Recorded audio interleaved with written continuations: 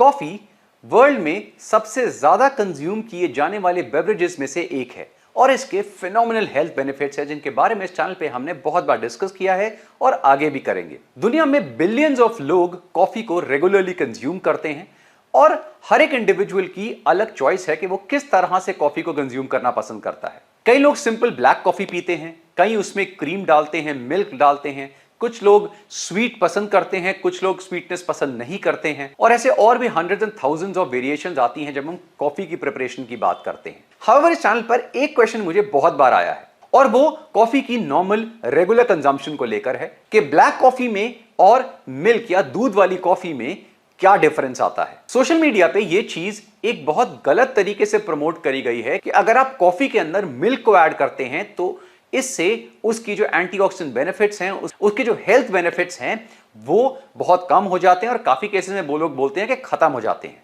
लेकिन ऐसा बिल्कुल भी नहीं होता।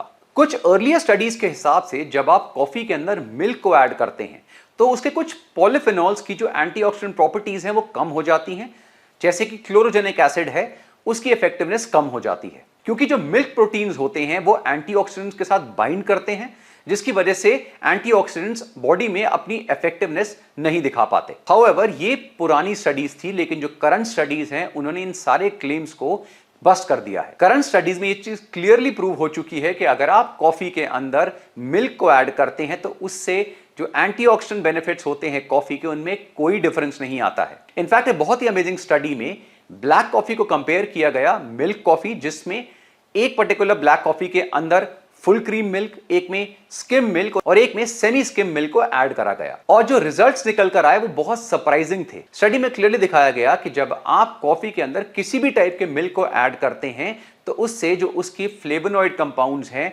जिससे उसकी एंटीऑक्सीडेंट प्रॉपर्टीज जो हैं वो एक्चुअली में इंक्रीज हो रही हैं। और उसका रीजन ये है कि कॉफी में जो एंटीऑक्सीडेंट कंपाउंड्स पाए जाते हैं उसी तरह जो मिल्क के अंदर एंटीऑक्सीडेंट कंपाउंड्स हैं जैसे लैक्टोफेरिन, टोकोफेरोल्स, टोकोट्राइनॉल और ऐसे और भी कंपाउंड जब ये कॉफी के एंटीऑक्सीडेंट के साथ कंबाइन करते हैं तो ओवरऑल जो एंटीऑक्सीडेंट बेनिफिट्स हैं वो बढ़ जाते हैं। इनफैक्ट एक स्टडी में ये चीज दिखाई गई है कि जब मिल्क के एंटीऑक्सीडेंट्स कॉफी में ऐड होते हैं तो वो कॉफी के एंटीऑक्सीडेंट या पॉलीफिनॉल्स की स्टेबिलिटी को और बढ़ा देते हैं।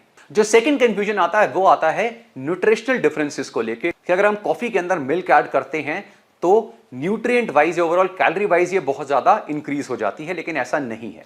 अगर हम सिर्फ ब्लैक कॉफी की बात करते हैं तो वो वर्चुअली कैलोरी फ्री है। ऑन एन एवरेज एक कप ब्लैक कॉफी जो अप्रोक्सीमेटली 240 ml की होगी उसमें सिर्फ 2 से 5 कैलोरीज होती हैं और वर्चुअली जीरो फैट है। डिपेंडिंग ऑन कि इसकी स्ट्रेंथ क्या है, इसके अंदर 70 to 90 mg कैफीन होता है और बहुत सारे पॉलीफेनोलिक कंपाउंड्स होते हैं जिसकी बहुत अच्छी एंटीऑक्सीडेंट प्रॉपर्टीज हैं। अब अगर आप इस पर्टिकुलर ब्लैक कॉफी के अंदर लेट्स से 60 ml whole milk, full cream milk भी ऐड करते हैं तो उससे भी अराउंड 50 कैलोरीज उसमें ऐड होती है। ऑफ कोर्स इसके साथ जो इसका कैल्शियम है, प्रोटीन है, वो भी इसमें ऐड होता है, लेकिन अगेन वो भी बहुत लिमिटेड अमाउंट में है। और ये जो अमाउंट ऑफ कैलोरीज इसमें ऐड हुई है, अगर आप 2 से 3 कप ऑफ मिल्क कॉफी भी रेगुलरली ले रहे हैं तो अराउंड 100 to 150 कैलोरीज ऐड होती हैं। ये कोई भी आपकी ओवरऑल डाइट में मेजर इंपैक्ट नहीं करता है, स्पेशली अगर आपकी मील्स बैलेंस हैं, आप रेगुलर एक्सरसाइज वगैरह कर रहे हैं। हाउएवर अगर आप अपनी कॉफी के अंदर भर भर के हेवी क्रीम्स, बहुत ज्यादा शुगर, स्वीटनर्स ऐड कर रहे हैं तो प्रॉब्लम आती है। इसलिए ब्लैक कॉफी और मिल्क कॉफी में मेजरली टेस्ट का डिफरेंस आता है,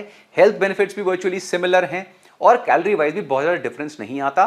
डिफरेंस आता है जब आप उसमें भर भर के चीनी या क्रीम्स वगैरह ऐड करते हैं। जो थर्ड पॉइंट आता है वो बहुत इंपॉर्टेंट है कई लोगों के लिए।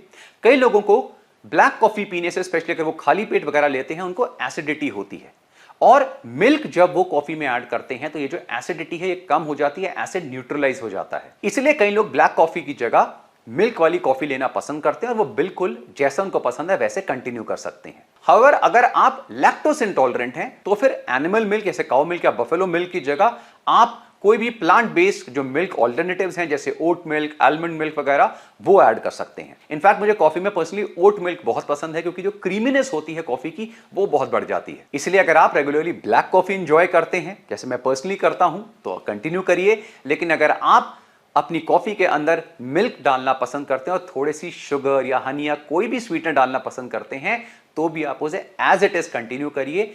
आपकी बॉडी के ऊपर कोई मेजर इंपैक्ट इससे नहीं आने वाला है। ना तो इससे कोई हेल्थ बेनिफिट्स में चेंज हो रहा है, ना ओवरऑल कैलोरीज पे आपकी कोई इंपैक्ट आता है। और अगर आपको ऐसा लगता है कि आप दिन में लेट्स से 2 कप कॉफी पीते हैं, उसमें आप दूध डालते हैं और थोड़ी सी उसमें चीनी या हनी या गुड़ या कोई भी स्वीटनर ऐड करते हैं और उससे आपकी कैलोरीज में बहुत ज़्यादा डिफरेंस आने वाला है, तो बिल्कुल भी नहीं। इनफैक्ट फिर आपको अपनी कैलोरीज को रीचेक करने की जरूरत है। आई होप इस बेसिक कंफ्यूजन का आंसर अब आपको मिल गया होगा। कैफे टी, हर सिप में मैजिक।